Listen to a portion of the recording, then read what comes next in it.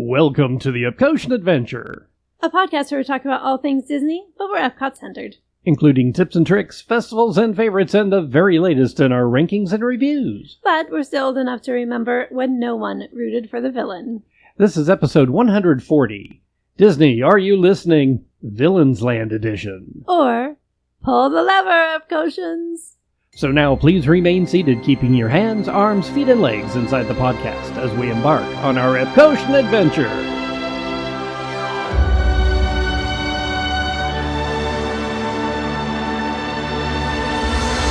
We call it Epcot.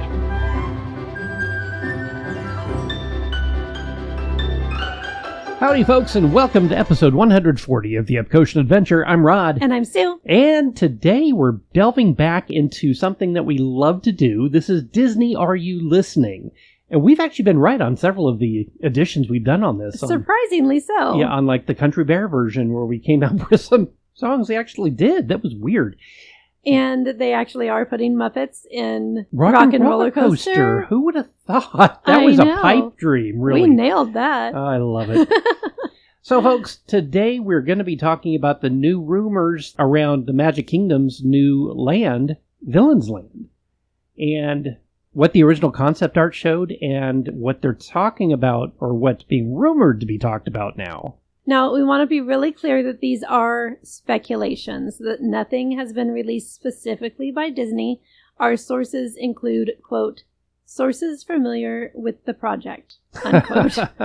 So, I mean, take everything that we're saying as speculation. This is not gospel. This is not set in stone. I mean, concept art never is, let's be honest. But some of the concept art ideas seem to be changing. So we just want to kind of have a fun blue sky kind of episode about what those changes are and what we hope or think they could be. Yeah, official announcements will probably be coming out at D23 in August. So again, we're taking these notes from other sources that we've seen around the internet, and that, you know, I mean, I'll be the first one to say it. My old sources that I used to have at Walt Disney Imagineering are not there anymore. So we're relying heavily on what other sources on the internet have been buzzing about.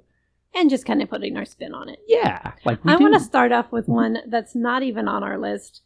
And I just hope that we're not calling it Villains Land. We are going to be calling it that for this, but I hope that's not the official name. I hope they go with something like at Oogie Boogie where they have Villains Grove. Something along those lines. I'm tired of the trend of naming things something land. Like Cars Land. Agreed. Drives me crazy. So anyway. One thing that I would like to say, hey, Disney, are you listening? Way back in 1990, a very young cast member was part of the Disney Sorcerer's Apprentice contest and had an area called the Dark Woods. I won't mention who that cast member is. Rod. Okay, all right, maybe it was me. But wouldn't that be a cool name for the area, the Dark Woods, with the villains being the main characters? That would be really super cool. Just saying. Disney, are you listening? Now, that was centered around Ichabod Crane and the sleepy horseman. No. That would be a lot less scary. The sleepy horseman, I could probably... I'm so tired. How about the headless horseman? But yeah, to take that concept and have it encompass all of the villains, that would be super cool. I love it. The original concept artwork showed a large coaster with vines and thorns, and it led everybody to speculate it's probably going to be Maleficent being the main villain on that one. I guess now the rumor shows that that coaster's been replaced with something a little more, family friendly, I guess you could say. Yeah. And something that we've talked about over the years and everybody on the internet's been a buzz about. Why does the Emperor's New Groove not have a coaster? Pull the lever, Kronk. Wrong lever! The fans will riot if this land opens without that. Yeah. So whatever it ends up being. But they're likening this to like a Slinky Dog Dash. So like family friendly, but still really fun for grown-ups, which I love that idea. I still like the idea of having a full-fledged scary coaster. Like I'm talking Velocicoaster. I think would be incredible. However, doing the Emperor's New Groove with the family-friendly version, I think is a perfect match. Well, and in the movie, they even had the sounds of the roller coaster. Please remain seated and keep your arms and legs in at all times. Faster, faster! Lisa, put your hands in the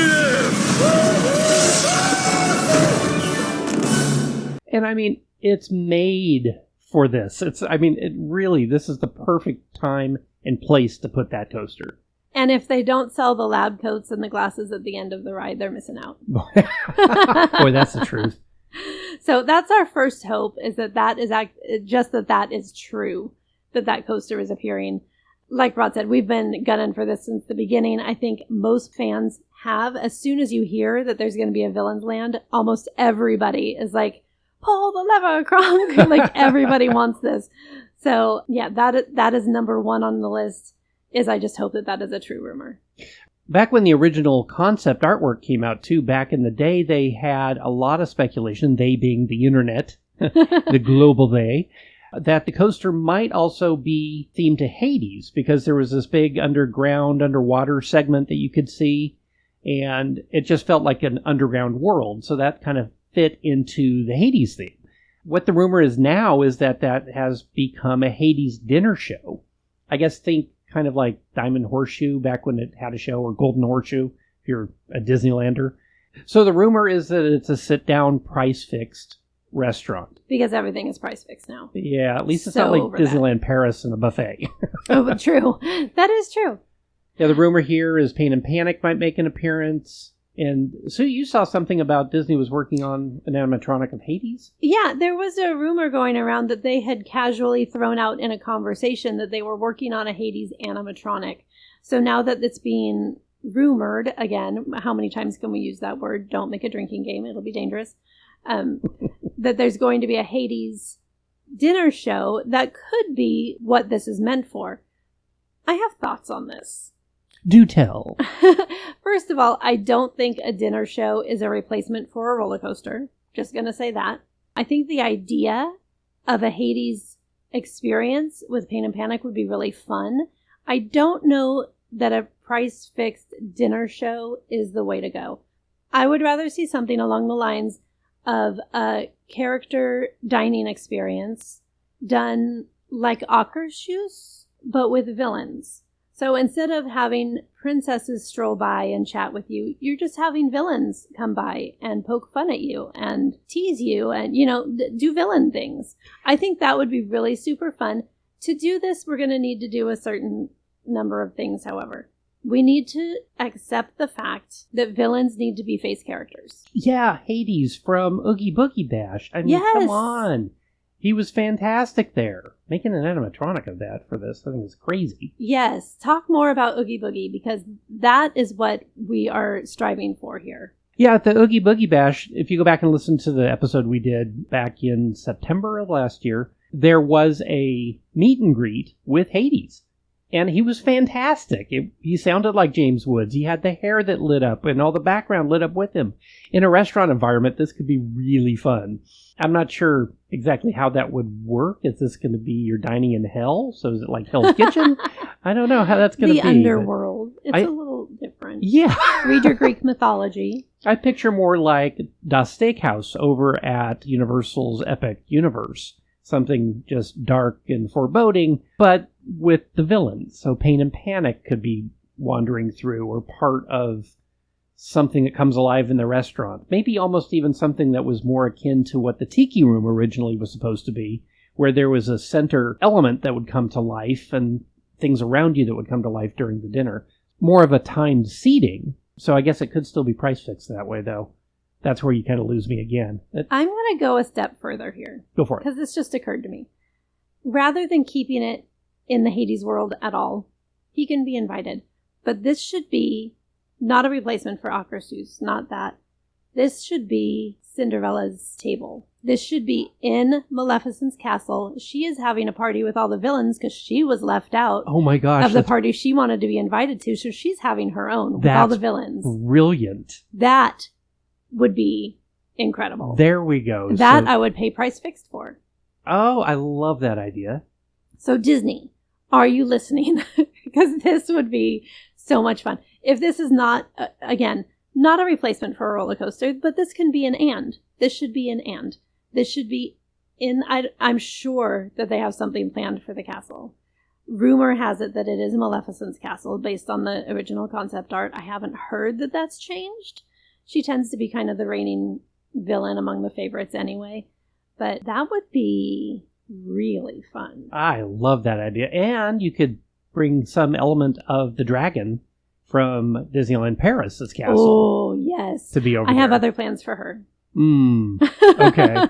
Stay tuned. But yeah, I think that would be amazing. And yes, they need to be drawing on that Oogie Boogie Bash experience where all the villains are live face characters and they're all accessible. I like that would be amazing. Well, the other rumor, one of the other big rumors, is that there's going to be an indoor boat ride themed to Maleficent, similar to Pirates of the Caribbean Battle for the Sunken Treasure at Shanghai Disneyland. So if that's the case, you could have that actually be under the castle. And I see where see where you're headed with the dragon now. That is brilliant. I hadn't even thought of that until you just nodded at me. That was, I love that idea. I mean, it really is a good idea to have an e-ticket in this big of a splash area. No, Splash Mountain pun intended there.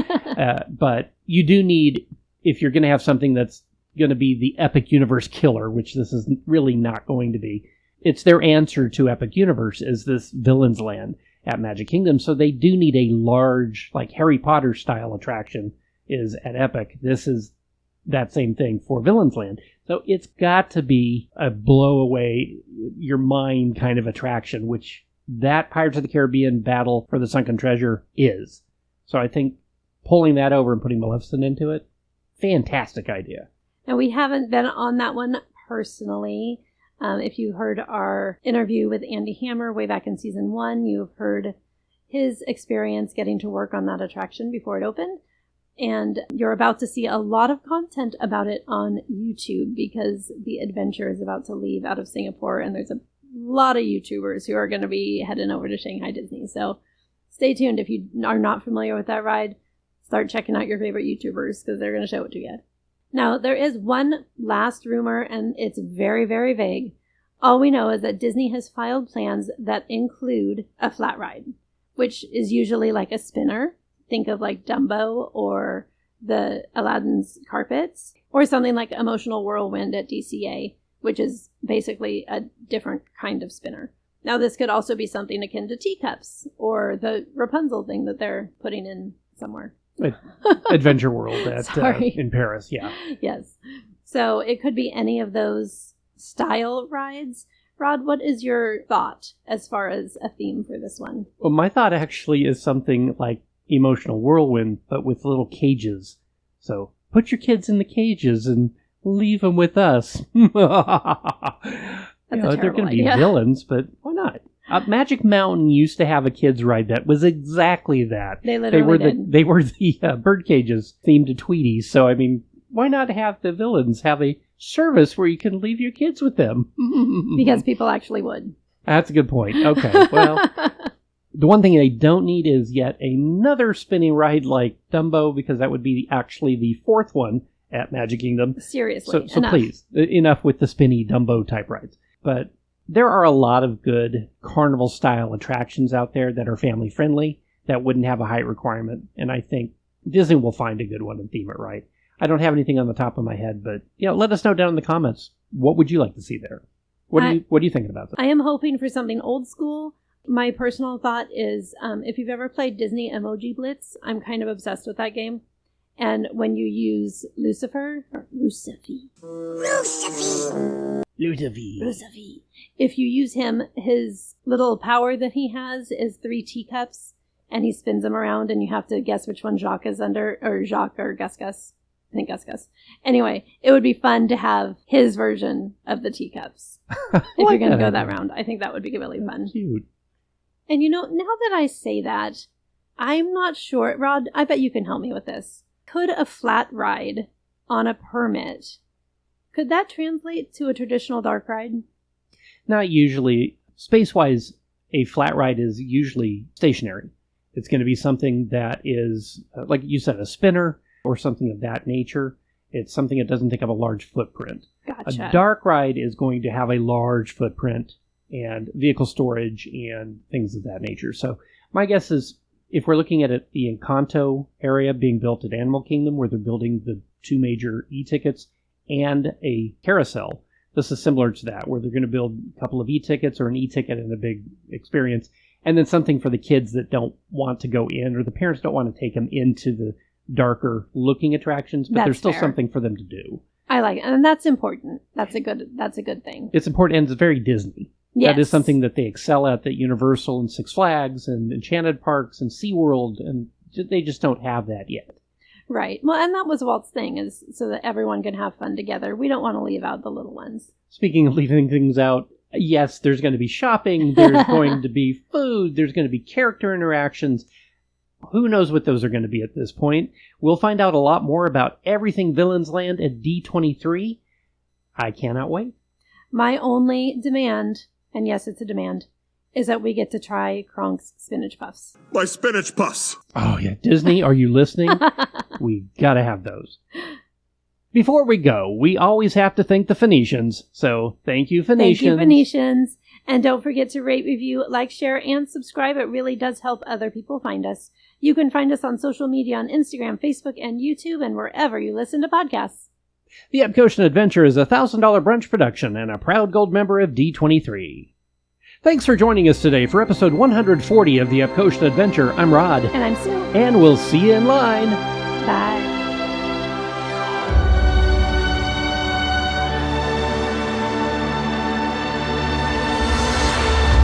Thank the Phoenicians.